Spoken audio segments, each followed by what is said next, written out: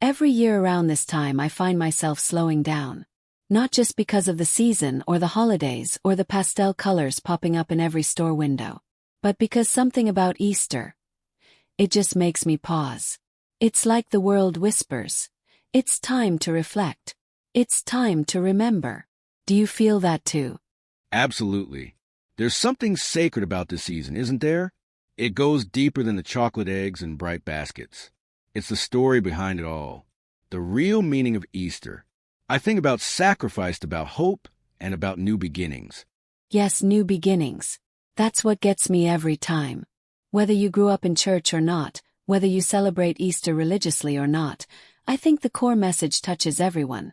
That after hardship comes healing. That after the darkest night comes light. That love, real love, can't be buried. It rises again. Well said. For me, Easter is deeply personal. It reminds me of my roots. Growing up, my grandmother would wake us up before sunrise on Easter Sunday, dress us in our best clothes, and walk us to sunrise service. It didn't matter if it was cold or raining. We were going.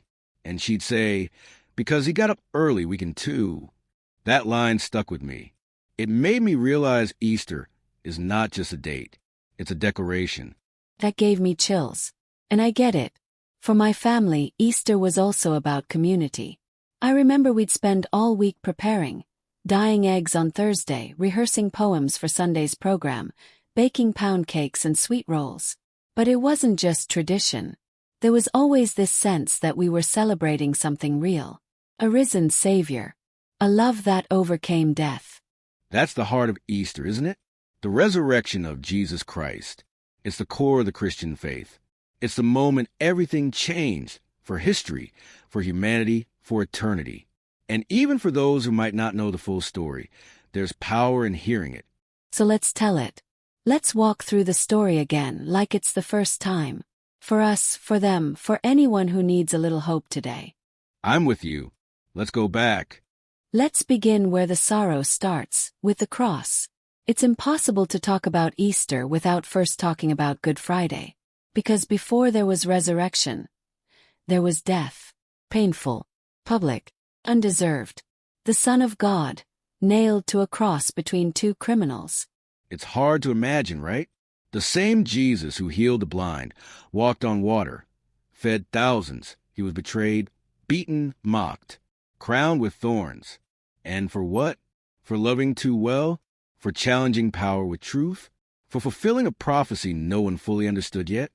And it wasn't just a physical death. It was spiritual, emotional, relational. His disciples scattered. His friends denied him. The sky grew dark. And even Jesus cried out, my God, why have you forsaken me?" That part always hits me because it reminds me he felt what we feel. Abandonment, fear, grief. Yes, and yet, in that moment, he was still carrying love, still thinking of others. He forgave those who hurt him. He told the thief next to him, "Today you'll be with me in paradise." He looked down at his mother and made sure she'd be cared for. That kind of heart, that kind of mercy, that's divine. Then came silence. Jesus gave up his spirit. And the earth trembled. The veil in the temple tore in two. A Roman soldier stood there and said, "Truly this was the Son of God." Even the enemy recognized what had just happened.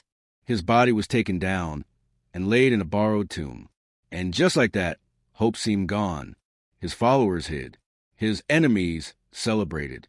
And for 3 days, the world waited. But that third morning changed everything. Women, the very ones overlooked in that time, were the first to witness the miracle.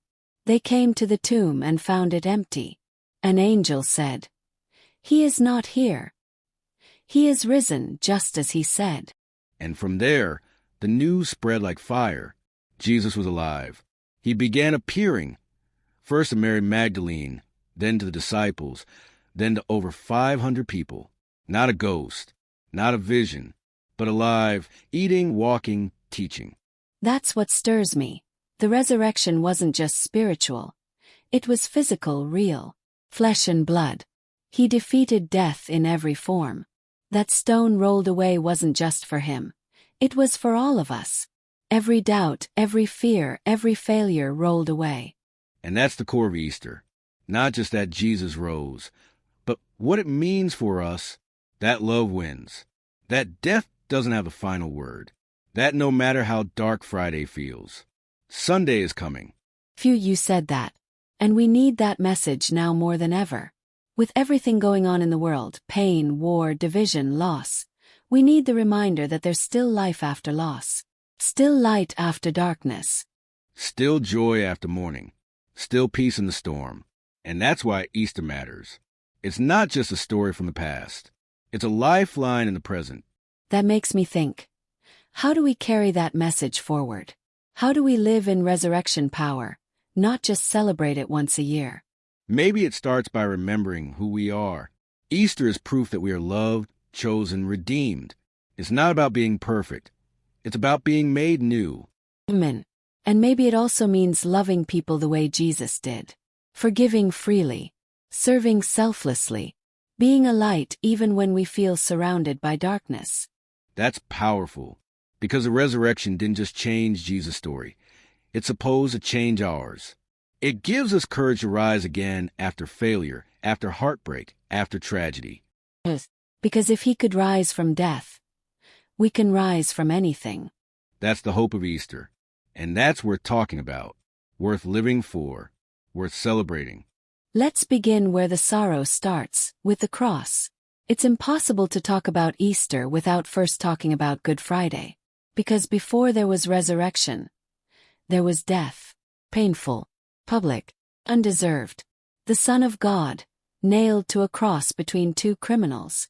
Beyond the powerful message of resurrection, I've always loved the way Easter brings people together. Through tradition. Whether it's a sunrise service, a church choir belting out He Lives, or a table full of food, Easter has this way of uniting hearts. Definitely. In my family, it was always about community. We'd all pack into my auntie's little house after church. Cousins running around in itchy dress clothes, people laughing in the kitchen, sweet tea flowing like water. Somebody would always burn the mac and cheese a little, but nobody cared. It was love. Ours was similar. We had the big Easter egg hunt after dinner. My dad would hide a golden egg somewhere crazy, like up in the tree or behind the grill, and whoever found it would get $20. You'd think we were searching for treasure, but really it was about the laughter and the memories. It's amazing how those simple traditions stick with you. And it's not just in the U.S. Easter is celebrated in so many ways all over the world. Like in the Philippines, they have a pre-dawn ritual called Salubong, where two processions meet, one with a statue of the risen Christ and the other with Mary. When they meet, it symbolizes joy and reunion. It's so beautiful. I love that. In Ethiopia, Easter or Fasika is actually considered more important than Christmas. People fast for 55 days beforehand. Then on Easter Sunday, they break the fast with a huge feast. The commitment behind it really makes you think. It does. Then there's Greece.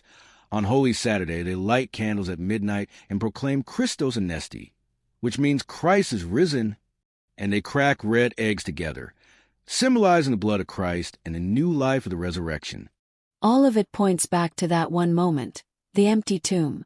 No matter the culture or the language, Easter is a global echo of hope. Exactly.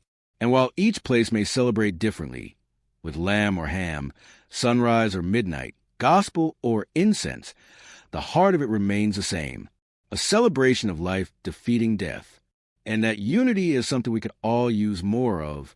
Sometimes I think the traditions are just vehicles for the bigger message. Like, painting eggs might seem like just a fun kid's activity, but when you stop and reflect, even that can symbolize rebirth. Cracking open something beautiful. Letting color pour out of what once seemed ordinary. That's deep. And it makes me think about how important it is to keep those traditions alive. Not just for nostalgia's sake, but to pass down meaning, to tell the next generation. This is why we celebrate. This is who we are. Yes. That's why even though life gets busy, I still make sure to cook something for Easter. I still play gospel music while getting dressed. I still call my grandma and talk about that Sunday when she danced in the aisle at church because the choir sang her favorite hymn. These little acts, they anchor us. That's real. And even if someone doesn't go to church or doesn't have a big family gathering, Easter can still be meaningful.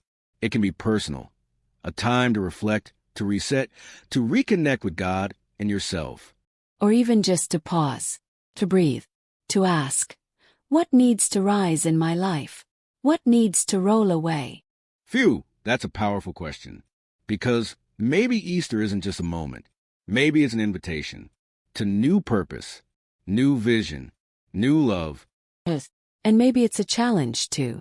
To not get stuck in Friday. To not live in the tomb.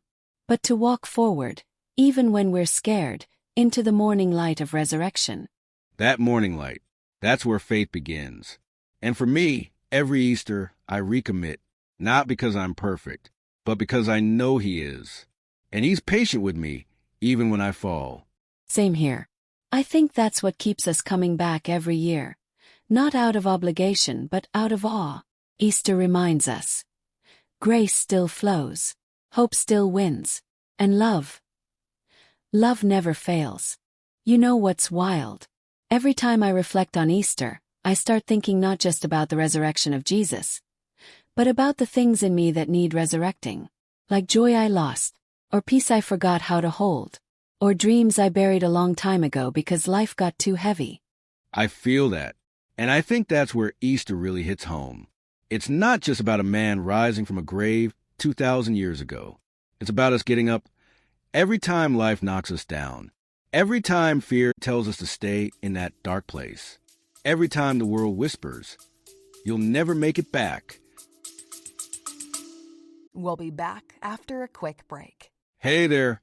Welcome to Good Advice Giver. First, we want to start by saying a massive thank you for tuning in today. Whether you're a long-time listener or you're joining us for the first time, we're truly grateful to have you here. We know you've got a lot of options when it comes to podcasts, so the fact that you're spending your time with us means the world. So thank you. That's right. We're excited to have you with us because here on Good Advice Giver, we cover just about everything.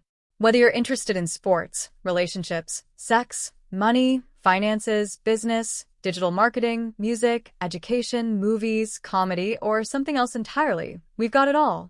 No topic is off limits here, and we dive deep into real, meaningful conversations that matter.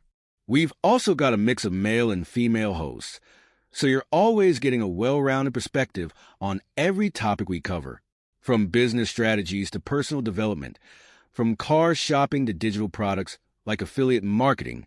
We bring a little bit of everything to the table.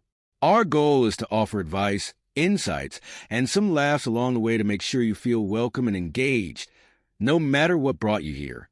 And it doesn't stop there. We're not just about giving great advice, we're about action.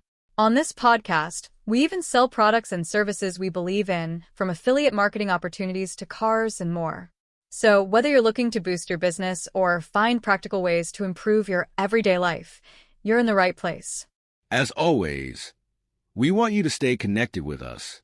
Be sure to download this episode so you can listen anytime, anywhere, whether you're commuting, working out, or just relaxing. And while you're at it, follow us on social media. We're on Instagram, Facebook, Twitter, you name it. That's the best way to stay in the loop for upcoming episodes, behind-the-scenes content, and even giveaways. And don't forget to subscribe to our YouTube channel. We're posting extra content there, including video podcasts and deep dive discussions you won't want to miss. Be sure to like, comment, and subscribe, and let us know what topics you want to hear more about. Lastly, check out the link below in the description for exclusive offers, resources, and more ways to connect with us. We're here for you, and we can't wait to bring you more valuable content. Thanks again for tuning in to Good Advice Giver. Let's get started. Because resurrection isn't just a moment. It's a mindset, a way of life. And truth be told, in today's world, we need that resurrection mindset more than ever. People are hurting, lonely, overwhelmed, anxious, and they need more than candy and bunny ears. They need real hope. That's true. And real hope doesn't always shout. Sometimes it whispers, keep going. Sometimes it's in a scripture that jumps out at you. Sometimes it's in a song that hits different. Sometimes it's in that quiet moment in prayer when you realize you're still here and you're not alone. That's so good. And for anyone listening right now who's been in a Saturday season, stuck between death and breakthrough, between what was and what's coming, I want you to know, God is not done with you. The silence doesn't mean He's absent. He's working behind the stone. Always. Come on now. I needed that reminder too. Sometimes we think if we don't feel goosebumps or see fireworks, then nothing's happening. But faith doesn't always feel dramatic. Sometimes it's just showing up to your life, to your purpose, to the call on your life, even when it feels slow. Right. And that's why Easter is so grounding. Because it says, look at Jesus. Even when it looked like it was over. It wasn't. Even when the tomb was sealed, God was still in control. And that same power lives in us. Romans 8 verse 11. The same Spirit that raised Christ from the dead lives in you. That verse gets me every time. It reminds me that I'm not powerless. That no matter what I face, depression, disappointment, doubt, I have resurrection power within me. Amen. And that resurrection power doesn't just help us get back up. It helps us walk in purpose. Helps us forgive people who don't deserve it. Helps us love beyond logic. Helps us speak life when all we've known is pain. You're speaking truth. And I think when we really let Easter sink in, we stop living reactive lives and start living resurrected lives. We stop letting the world shape our identity and start walking boldly in who God says we are. That's the shift. And I believe it's what this generation is hungry for. Not religion, not rules, but resurrection. Something real. Something raw. Something that says, yes, I've been broken, but I'm still here. And that means I've still got purpose. It's also a reminder that our scars don't disqualify us. Jesus still had scars when He rose. But those scars became His testimony, His proof. And maybe our healing will still carry the scars. But those scars can preach. Phew, you better say that. 'Cause people think healing means erasing the past. But Easter shows us healing means transforming the pain. Redeeming the loss. Using what broke you to bless someone else. Exactly. That's why I try to live in a way that reflects resurrection. Not by being perfect, but by being real. Being open about the times I fell. The seasons I didn't think I'd make it. Because that's how people connect. That's how people see Jesus in us. And that's how we carry Easter forward. Not just by wearing white on Sunday or reposting scripture, but by embodying resurrection. By choosing joy. Choosing grace. Choosing faith even when fear's louder. That's it right there. Living like the tomb is still empty. That might be the best definition of faith I've heard in a while. You know, as I sit with everything we've talked about, the cross, the empty tomb, the traditions, the hope, I realize Easter isn't something we just celebrate. It's something we live. And when I say that, I don't mean just in church once a year or dressing up or even singing the songs that come with the season. I mean Easter is this quiet revolution that starts in your soul. A movement from death to life, from fear to faith, from shame to grace. It's waking up every day and choosing to walk like the stone has been rolled away, like your Savior's alive, and so are you. Because I'll be honest, I didn't always get it. I didn't always feel the weight of the resurrection. I grew up in church. I heard the stories so many times it started to feel like background noise. I knew the timeline. Jesus betrayed on Thursday, crucified on Friday, rose on Sunday. We'd say He got up, and everybody would clap and shout. But the truth is, I was going through life feeling more like Saturday. You know what I mean? That in-between space. Not dead, but not alive either. Not broken, but not whole. Smiling, but empty inside. And I think a lot of people feel that way. Maybe you do. You're going through motions, showing up, doing your best, but deep down you're wondering, is this all there is? You feel like something's missing. Something sacred. Something powerful. That's what Easter brings back. It reminds us that Jesus didn't just die to save us from something. He died to save us for something. Easter says, you don't have to stay in that grave. It says you can get back up, not just because you're strong, but because he is. And when he rose, he took your chains with him, your guilt, your past, your doubt, your fear. It's all buried. And what came out of that tomb is not just Jesus. It's your future. That's what hit me hard one Easter morning a few years ago. I was sitting in church, hands in my lap, not really present. Life had hit me hard that year. Lost someone I loved. Lost a job. Felt like I lost a part of myself, honestly. And the preacher said, "You're not too dead for God to resurrect." And that line broke something open in me, because I felt dead inside. Like the dreams I once had, buried. The joy I used to carry, gone. The peace I prayed for, just silence. But that morning, something shifted. I heard God say, "I'm not done." And it wasn't loud or fancy. It was gentle, but it was real. And that's the power of Easter. It doesn't always come in lightning bolts. Sometimes it comes in a whisper that says, "There's more." And that more, that's what I live for now. That's what wakes me up in the morning. Not just the grind, not just the bills, not just the hustle, but the calling, the reminder that I'm part of a bigger story.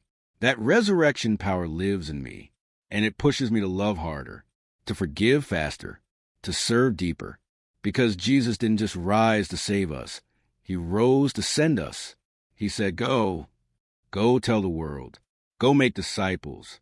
Go love the broken. Go be the hands and feet. And you don't have to be a preacher or pastor to do it. You just have to be willing to rise each day and say, "Here I am, Lord. Use me." You see, resurrection isn't a one-day event. It's a lifestyle.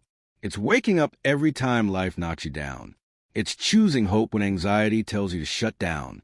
It's choosing peace when the world gives you every reason to panic. It's remembering that you are not your past, that Jesus paid for all of it, and that payment cleared. And maybe that's the part people struggle with. Forgiveness, forgiving others, forgiving themselves. But if Easter teaches us anything, it's that grace isn't earned, it's given. And it's not about what we've done, it's about what he did. His blood paid the price. His body bore the weight. And his resurrection opened the door to freedom. So if you're listening right now and you've been walking through life with shame heavy on your back, Easter says you can lay it down. You are not your worst decision. You are not your darkest night. You are not what they said about you. You are what God says about you. Redeemed, restored, beloved, chosen. That's not just poetry. That's power. And it's personal for me. Because I know what it's like to question your worth. I know what it's like to feel forgotten. But the tomb proves otherwise.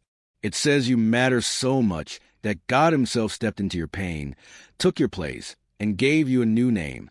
And now, when heaven sees you, it doesn't see your sin, it sees a son. That's the gospel. That's the good news. That's Easter. It changes the way you think, the way you talk, the way you walk. And more than anything, it changes the way you love. Because Jesus didn't die just for perfect people. He died for the broken, the confused, the lost, the liar, the doubter, the addict, the outcast, the tired mom, the overworked dad, the lonely teen, the overwhelmed college student, the anxious entrepreneur, the silent sufferer. He died for us. And if that's true, how can we not live like it? How can we not love people with that same radical compassion? How can we not get up each morning and say, "Thank you for another chance. Now let me use it to make someone else's day brighter"? I guess what I'm saying is this: Easter changed everything. And I don't just mean back then, I mean right now. It's still changing lives, still changing hearts, still calling dead things back to life, still whispering, "There's more for you." So wherever you are right now, in your car, in your kitchen, on a walk, or lie in bed, I want you to hear this. You are loved. You are seen. And no matter how far you've fallen, or how long you've been stuck, resurrection is still possible. Because he lives, you can face tomorrow. Because he lives, fear has to bow. Because he lives, grace wins. Every time. This Easter, I'm not just celebrating a story. I'm living it. And I hope you will too. If I had to sum up Easter in one word, it would be invitation. Not just an event, not just a celebration, but a divine, open invitation to rise again. And I think that's something we all need more than we admit. Permission, no power, to rise from what tried to bury us. To rise from the loss, from the loneliness, from the guilt, from the seasons where we cried ourselves to sleep, and the ones where we forgot how to dream at all. Easter to me is God's way of saying, it's not too late. And I don't say that lightly, because I've had seasons where I thought it was too late, where I felt like I had missed my chance or my calling or my moment, where I thought I'd never feel joy again. I'd smile in front of people but inside felt hollow, like a shell of the woman I used to be, like my spark was gone, and I was just existing. But Easter doesn't just tell us that Jesus got up, it tells us we can too. That's what shifted everything for me. It wasn't just knowing that Jesus rose. It was realizing why he rose. For me. For you. For us. He didn't rise to impress anybody. He rose to redeem everybody. He rose to silence shame, to shatter fear, to break generational curses, to restore dignity, to bring light to the darkest places. And when I understood that, when I really let it sink into my bones, it changed the way I saw everything. Changed how I walked through heartbreak, how I handled rejection, how I carried myself, even when the world tried to shrink me. Because resurrection doesn't mean everything goes back to the way it was. It means everything becomes something new. It's not restoration to your past. It's elevation into your purpose. And the thing is, I know so many people who feel like they're stuck in a tomb. Not a literal one but a mental one. An emotional one. A relationship that's draining them. A cycle they can't seem to break. A shame they just can't shake. A silence they don't know how to speak through. If that's you, I want you to know something. The stone is already rolled away. You don't have to fight your way out. You don't have to earn your freedom. Jesus already did that. All you have to do now is walk in it. That's the hardest part, isn't it? We say we believe in resurrection, but we still live like we're in the grave. We still hold on to the version of ourselves that died in disappointment. We still rehearse old conversations. We still carry the weight of old mistakes. We still wonder if we're too broken to be used. But Easter says, no, you are never too far. You are never too lost. You are never too late. Jesus didn't rise so we could live small. He didn't defeat death so we could live in fear. He rose so we could live free. And I think that's the journey I've been on, learning to walk like I'm free. It's not perfect. It's not linear. But it's real. And every day, I get better at recognizing the voice of God over the voice of guilt. I get better at choosing rest instead of rushing. Choosing faith over fear. At choosing joy, not the fake kind but the deep, unshakable kind, the kind that says, even if I cry tonight, I will rise in the morning. And that's Easter. It's not about ignoring the pain. It's about believing in the promise. It's about standing on the truth that no matter what the world throws at you, God's grace is always stronger. And His love. It's not this fragile, fleeting feeling. It's fierce. It's faithful. It's forever. It meets you in your shame and wraps you in mercy. It walks into your tomb and says, "Get up, daughter." And maybe that's the part that gets me every year. The tenderness of it all. How Jesus, even in His glorified, resurrected body, still took time to see people, to speak to Mary by name, to comfort Thomas in his doubt, to restore Peter after his failure. That's love. Not conditional, not convenient, not cold, kind, consistent, the kind of love that goes back for the one, that stays behind for the wounded, that whispers, "I still choose you." And when you know you're loved like that, you stop striving, you stop settling, you stop shrinking to fit into places God never told you to stay. Easter frees you, not just from sin but from shame, not just from death but from discouragement, from living in survival mode. It says, you don't have to fight for your identity anymore. It's already finished. Jesus didn't come back with vengeance. He came back with victory. And he handed that victory to you. So I don't know what your tomb looks like today. Maybe it's grief.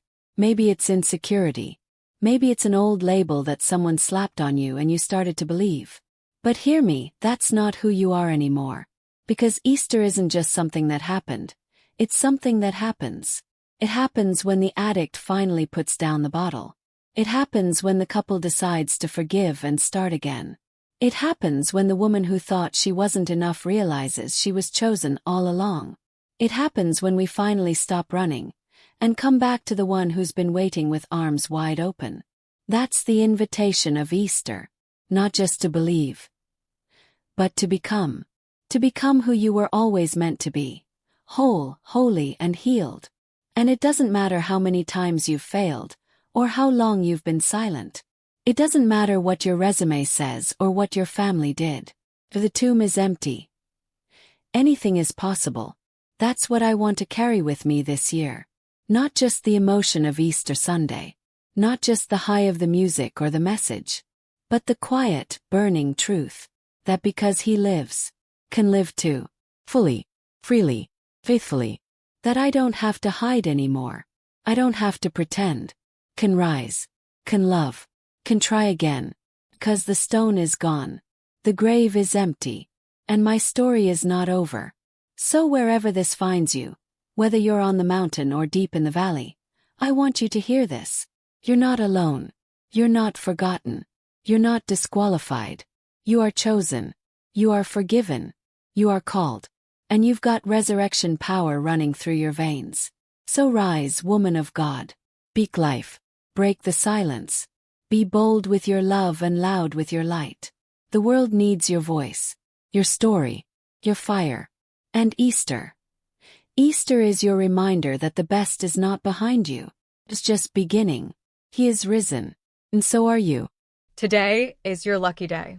Today is the day that our $3 website works for you, paying you directly to your PayPal daily. Imagine $3 ongoing continuous payments to your PayPal account. Imagine falling asleep and waking up to $300 in your PayPal account. How would this make you feel? How could this help you? What bills could you pay? What kind of fun could you have? What does that retirement look like now? All for a one-time payment of $3. This website is DFY done for you, fully built and completely hosted, and never stops collecting payments for you. You have spent $3 on coffee on a regular, but that coffee won't help you create multiple streams of income. Click the link below.